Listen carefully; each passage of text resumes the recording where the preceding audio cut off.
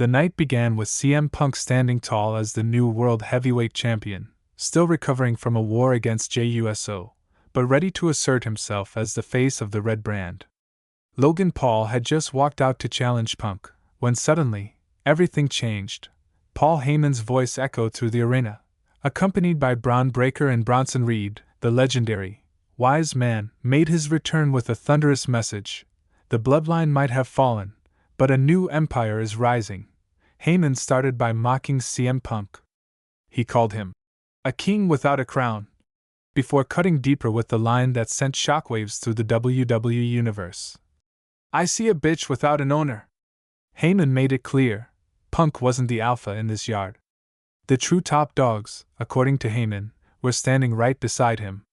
He named Bronson Reed as the man who pinned Roman Reigns, and Bron Breakker as the future of WrestleMania. It wasn't just a statement, it was a warning.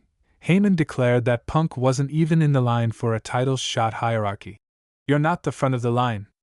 You're not the back of the line. You're the guy waiting to get in line for a chance at a man who's been champion for 2 days. It was a classic Heyman tactic, psychological warfare designed to destabilize his opponent. And it worked. You could see the tension building in Punk's body language. But Logan Paul wasn't backing down either. Logan reminded Heyman that he got to the ring first. He taunted the group, saying, "If you wanted the spot, you should have moved faster." That's when Bron Breakker grabbed the mic, and the entire tone of the night changed. With cold precision, Breakker said that Heyman had bought everyone 2 weeks to live. He explained that they'd been patient since destroying Seth Rollins, but now that CM Punk was champion, the waiting was over. I'm coming for what's mine, Bron declared. Nothing stands in my way, except a man holding my title and a dumbass YouTuber who thinks he's tough. This was no idle threat. The way Breakker delivered his words, you could sense the shift. This wasn't Roman Reigns' Bloodline 2.0. This was something darker, younger, and far more dangerous. Punk, showing that trademark defiance, looked Logan Paul dead in the eye and said, "You can fight with me or get out of my ring." Logan hesitated, then chose self-preservation, stepping out of the ring. But the chaos didn't stop there. As Logan turned around, Bronson Reed blindsided him with a right hand that echoed through the arena. From there, all hell broke loose. Bron and Reed cornered Punk. The new champion stood his ground, tossing his title belt at Bron and striking Reed in the face. For a moment, it looked like Punk might survive the ambush, until the numbers caught up to him. Logan Paul, halfway up the ramp, paused. The fans roared for him to turn back, and in a shocking twist, he did. Logan sprinted back to the ring and went right for Bron Breakker. The arena erupted. For a brief second, it was chaos, fists flying, bodies colliding, and Heyman standing ringside, smirking like a mastermind who knew this was all part of the plan. Bronson Reed, however, turned the tide. A thunderous splash flattened Logan Paul, followed by Bron Breakker delivering a brutal exploder suplex that left him motionless on the mat.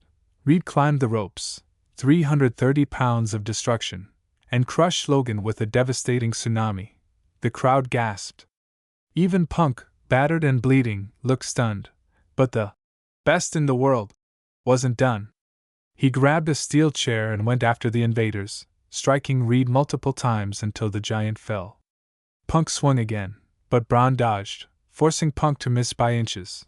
Finally, Punk raised his title, locking eyes with Bron Breakker. It was a silent message: if you want it, come and take it.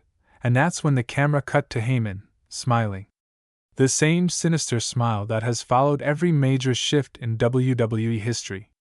The Bloodline is gone, but in its place, Heyman has built a new dynasty, one built on brute power, not family loyalty. Bronson Reed, Bron Breakker, Paul Heyman. 3 men who could redefine WWE dominance in 2025. Meanwhile, CM Punk stands alone, defiant, wounded, but still champion. And Logan Paul? After taking the beating of his life, he's likely to rethink where he fits in this new order. But knowing Logan, this isn't over. Expect him to use this humiliation as fuel, maybe even to align with Punk in a rare moment of shared revenge. What's certain is this: WWE just entered a new era of chaos, and CM Punk's reign might already be in danger before it's even begun.